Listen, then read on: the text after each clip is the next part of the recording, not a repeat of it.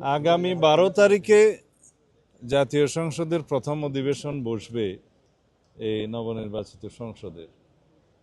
সেখানে সংসদ সদস্য হিসেবে আমরা যারা শপথ গ্রহণ করেছি তারা সংসদ সদস্য হিসেবে যোগদান করব।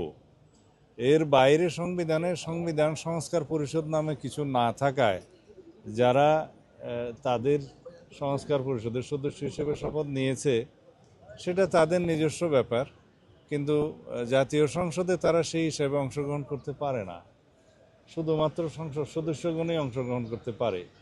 তো এখন সংবিধান সংস্কার পরিষদ নিয়ে যে সমস্ত আলাপ আলোচনা মাঠে ময়দানে হচ্ছে, বিভিন্ন জায়গায় সেমিনারে হচ্ছে বা বক্তৃতা বিবৃতিতে আছে, সেটা একটা রাজনৈতিক অধিকার হিসেবে তারা বলতে পারে, কথা বলার অধিকার আছে, তারা দাবি তুলতে পারে।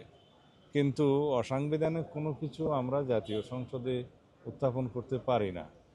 আমরা বলেছি যদি গণভোটের রায় অনুসারে সংবিধান সংস্কার পরিষদ গঠন করতে হয় সেটা জাতীয় সংসদে আলাপ আলোচনার মাধ্যমে এবং গণভোটের রায় কার্যকর করার মাধ্যমে করতে হবে, এবং সেই ক্ষেত্রে সংবিধানের সংশোধনী আনতে হবে। সংবিধানের সংশোধনী আনলে সেটা সংবিধানে ধারণ করার পরে জাতীয় সংবিধান সংস্কার পরিষদের সদস্য হিসেবে শপথ নেওয়া হবে কিনা, কারা সেই শপথ গ্রহণ করাবেন, কে করাবেন, কোন ফর্মে করাবেন, সেগুলো সব ধারণ করতে হবে। তো সুতরাং এগুলো একটা দীর্ঘ প্রক্রিয়া, আলাপ আলোচনার বিষয়। আর ইতিমধ্যে আমি জানতে পেরেছি আজকে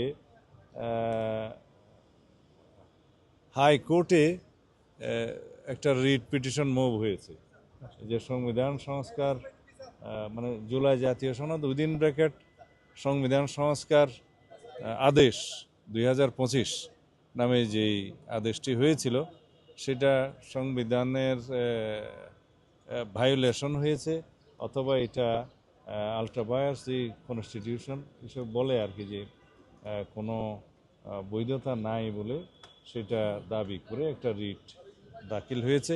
সেটা শুনানিও হয়েছে মনে হয় ইতিমধ্যে, আজকে হওয়ার কথা।